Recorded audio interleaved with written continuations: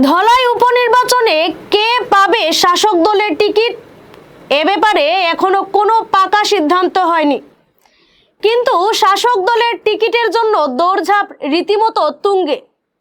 এর মধ্যে 3 দিনের বরাক সফরে এসে মুখ্যমন্ত্রী হিমন্ত বিশ্ব শর্মা প্রার্থী ঠিক করার দায়িত্ব সাংসদ পরিমল শুক্লবৈদ্যের উপর ছেড়ে দেন, কারণ তার শূন্য আসনে হবে এই উপনির্বাচন। আজ ধলাই উপনির্বাচনের প্রার্থী নিয়ে সাংসদ পরিমলের মন্তব্য সামনে এসেছে। তিনি বলেন, দলের সিদ্ধান্তই শেষ সিদ্ধান্ত। ধলাইয়ে বিজেপির 3টি মণ্ডল রয়েছে, প্রার্থী নির্ণয় করবে তারা কে হবে প্রার্থী। আমি শুধু সমর্থন করব আর দায়িত্ব থাকবে জেতানোর। দেশ, তারপর দল, তারপর ব্যক্তি। ব্যক্তির নাম যদি বলতেই হয় দলকে বলবো। আমার মুখ্যমন্ত্রী মহোদয় তিনিও দলের নেতা, আমার দলের সভাপতি তিনিও নেতা।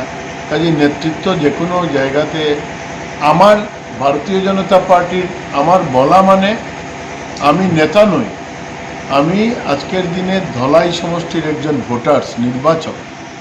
কাজে এই ক্ষেত্রে আমারও যদি কোনো অভিমত থাকে, যদি দল আমাকে জিজ্ঞেস করে আমি বলবো।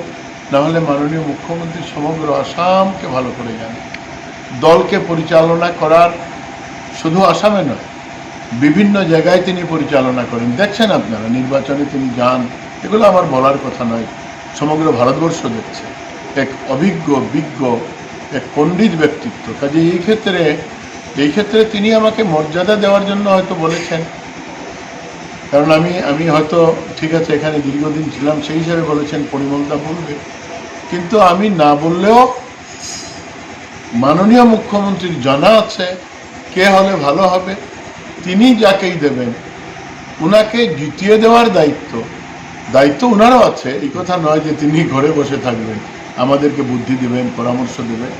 ওনার বুদ্ধি পরামর্শ নিয়ে সবাই মিলে পরিশ্রম করে আমরা ধলাই থেকে ভারতীয় জনতা পার্টির যে প্রার্থী হবেন ওনাকে আমরা নির্বাচিত করে পাঠাবো। ধলাইয়ের ডিলিমিটেশন উপর টোটাল ভোটার কত আছে আজকের দিনে? ধরুন আমরা কিন্তু পুরানো যে আমাদের এরিয়াতে করছি, কারণ আমি যে বিধায়ক হয়েছিলাম 21-এ, তো ওইটা পুরানো যে আমাদের এরিয়া ছিল, ওইখানে ধরুন 1,50,000-এর মতো ভোট আছে।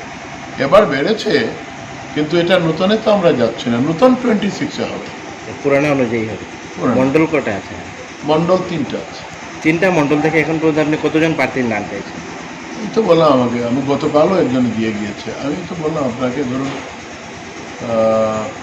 প্রায় 16 জনের মতো আছে। অনেক প্রার্থীদের মনে একটা দোয়াশা রয়েছে যে এবার মুখ্যমন্ত্রীর বিশেষ দায়িত্ব আপনার উপর রয়েছে, মেবি আপনি প্রার্থী নির্বাচন করবেন। তো অনেক প্রার্থী আপনাকে বিশেষভাবে আমাদের দলের কিছু নিয়ম নীতির আধারে চলে, যার জন্যে it's a party with a difference. এই কথাটা আপনিও শুনেছেন, আমরাও বলি, আপনিও বলেন। প্রার্থীদের যে দোয়াশা বা চিন্তাধারা সেটা বিফল। আমাদের দলে এরকম হয় না। আমি যে প্রার্থী হয়েছি এমপি, আমাকে দল জিজ্ঞেস করেছে নাকি, খবর নিয়ে দেখুন। দল বলেছে আপনাকে দাঁড়াতে হবে, আমি দাঁড়িয়েছি। কাজেই দল কর্মীদের উপর এটা প্রত্যাশা করে যে সব কর্মী দলকে সামনে রেখে এগিয়ে যাবে। আমি কর্মী দলকে সামনে রেখে এগিয়ে যাব। যাকেই দল প্রার্থিত্ব দেবে, ভারত মাতা কি জয় বলে ওনাকে জিতিয়ে আনার জন্য সবাই একজুটে হয়ে কাজ করবে। গণ আওয়াজ প্রতিনিধির রিপোর্ট, ধলাই।